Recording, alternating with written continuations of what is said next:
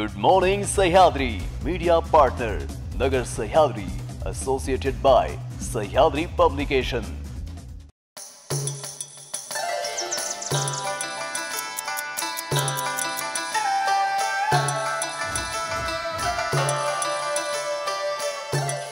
प्रेक्षक हो नमस्कार, मी कोमल न्यूज 24 सह्याद्री मध्ये आपलं स्वागत। पाहूया देश विदेशासोबत राज्यातील महत्त्वपूर्ण बातम्यांचा आढावा गुड मॉर्निंग सह्याद्री मध्ये। सातारा जिल्ह्यातील सासपडे गावात एका 13 वर्षीय मुलीचा अत्याचार करून निर्घृण खून करण्यात आल्याचा धक्कादायक प्रकार समोर आलाय। पोलिसांनी या खुनाचा अवघ्या 6 तासात उलगडा करून संशयित आरोपी राहुल बबन यादव यास अटक केली आहे। यानंतर ग्रामस्थ आक्रमक झाले आणि आरोपीच्या घरावर हल्ला चढवला। घराची तोडफोड करण्यात आली। पोलिसांनी जादा कुमक मागवून ग्रामस्थांना रोखलं। संग्रामपूर तालुक्यातील टुनकी सोनाळा मार्गावर केळीनं भरलेली आयशर वाहन पलटी होऊन झालेल्या भीषण अपघातात 2 मजुरांचा मृत्यू तर 5 जण गंभीर जखमी झाल्याची घटना आहे। दिनांक 11 ऑक्टोबर रोजी रात्री 9 वाजण्याच्या सुमारास ही घटना घडली आहे। याबाबत मिळालेल्या माहितीनुसार संग्रामपूर परिसरातील केळी घेऊन आयशर क्रमांक MH 48 AY 4815 टुनकी सोनाळा मार्गावरून जात होती। दरम्यान चालकाचं वाहनावरील नियंत्रण अचानक सुटलं आणि आयशर रस्त्याच्या कडेला पलटी होऊन भीषण अपघात घडला। फलटण येथील यशवंत बँकेत 112 कोटी 10,57,481 रुपयांचा गैरव्यवहार झाल्याची बातमी उघडकीस आली आहे। या प्रकरणी राज्य सहकार परिषदेचे माजी अध्यक्ष आणि बँकेचे तत्कालीन अध्यक्ष शेखर चरेगावकर यांच्या सोबत 50 जणांवर शहर पोलीस ठाण्यात गुन्हा दाखल झाला आहे। 1 एप्रिल 2024 ते 31 मार्च 2025 या कालावधीत झालेल्या लेखापरीक्षण आणि 1 एप्रिल 2018 ते 31 मार्च 2024 अशा लेखापरीक्षण पूर्व कालावधीत कार्यरत असलेल्यांवर अपहाराचा ठपका ठेवला आहे। पुण्याचे शासकीय संधी लेखापाल मंदार देशपांडे यांनी फिर्याद दिली आहे। बिहार विधानसभा निवडणुकीसाठी काँग्रेस आणि राष्ट्रीय जनता दलात जागा वाटपावरून एकमत झालेलं नसताना सत्ताधारी राष्ट्रीय लोकशाही आघाडीनं मात्र यात आघाडी घेतली आहे। राज्यातील एकूण 243 जागांपैकी भाजप आणि संयुक्त जनता दलानं प्रत्येकी 101 जागा लढवण्याचं निश्चित केलं असून चिराग पासवान यांच्या लोक जनशक्ती पक्षालाही 29 जागा देण्यात आल्या आहेत। भाजपचे बिहार प्रभारी धर्मेंद्र प्रधान यांनी आज ही घोषणा केली आहे। अतिवृष्टी आणि महापुरामुळे नुकसान झालेल्यांना सरसकट मदत दिली जाईल अशी ग्वाही राज्य सरकारने दिली। मात्र 5 दिवस ऊस आणि फळबागांच्या शेंड्यापर्यंत पाणी असेल तरच त्या पिकांचं नुकसान होतं असं अधिकाऱ्यांचं म्हणणं आहे। त्यामुळे नदीकाठ वगळता अन्य ठिकाणी ऊसाचं नुकसान झालं नाही समजून पंचनामे करण्यात आले आहेत। फळबागांचं नुकसान जागेवर जाऊन पाहण्यात आले। अतिवृष्टी महापुरामुळे पंचनामे करायला त्या ठिकाणी जाणं शक्य नव्हतं, त्यामुळे नुकसानीच्या फोटोची अट शिथिल करण्यात आली आहे। मात्र आता पंचनामा करणाऱ्या अधिकाऱ्यांना फोटो घेण्याचं बंधन घालण्यात आलंय। यामुळे अनेक जण भरपाईपासून वंचित राहतील असा अंदाज अधिकाऱ्यांनी व्यक्त केलाय। गुड मॉर्निंग सह्याद्री मध्ये घेऊया एक छोटीशी विश्रांती।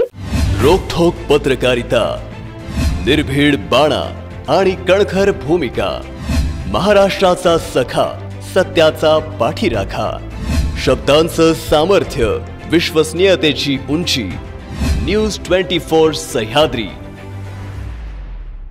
विश्रांतीनंतर आपल्या सगळ्यांचं पुन्हा एकदा स्वागत। पाहूया पुढील बातम्या। यावेळी महाविकास आघाडीला नाही तर महायुतीला मोठा धक्का बसलाय। दहिसर विधानसभा मतदारसंघात शिवसेना, शिंदे गट आणि भाजपाला मोठा धक्का बसला आहे।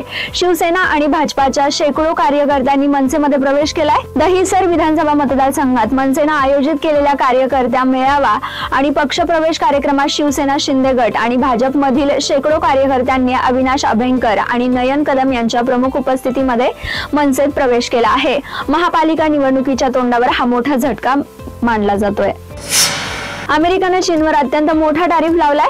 भारतावर टॅरिफ लावल्यानंतर अमेरिका चीनवर टॅरिफ लावणार की नाही याबद्दल विविध चर्चा या सुरू असतानाच मोठा निर्णय घेत तब्बल 100% टॅरिफ चीनवर लावण्यात आलाय।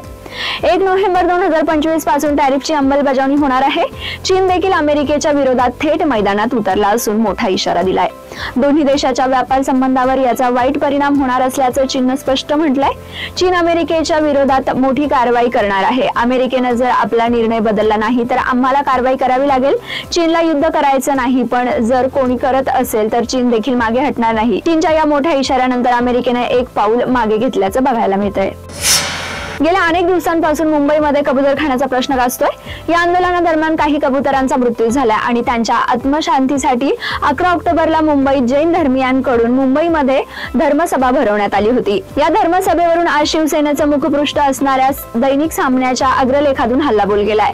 कबुतरांसाठी एक समाज धर्माच्या नावावर हिंसक होतो हे फक्त मोदी काळातच घडू शकतं। फडणवीस सरकारने एक अध्यादेश आता काढावा आणि जैनांवरील अन्याय दूर करावा। मुंबईतील सर्व लोढा टॉवरच्या गच्च्या आणि सोसायटींची मैदानं सर्व जैन बिल्डरच्या संकुलात आणि मरीन लाईन समुद्रासमोरील नव्यानं उभारलेल्या जैन जिमखान्यावर कबूतरखाने सुरू करीत असल्याची घोषणा करावी।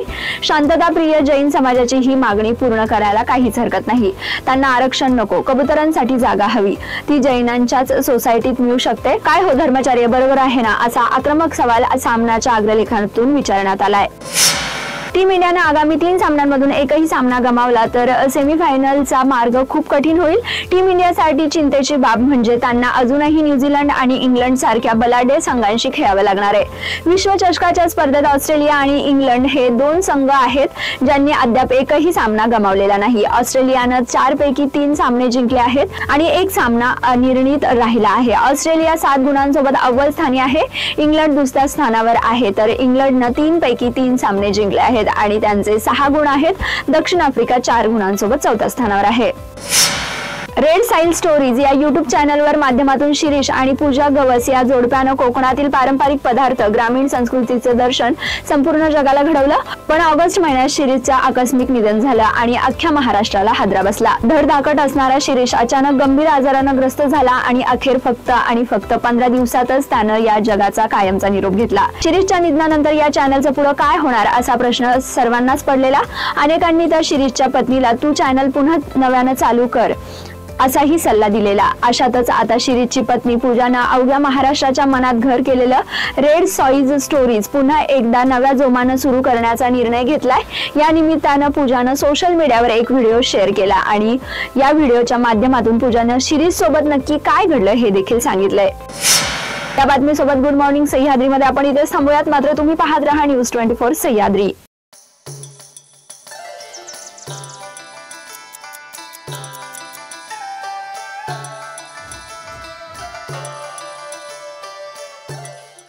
शब्दांचं सामर्थ्य, विश्वसनीयतेची उंची, न्यूज 24 सह्याद्री।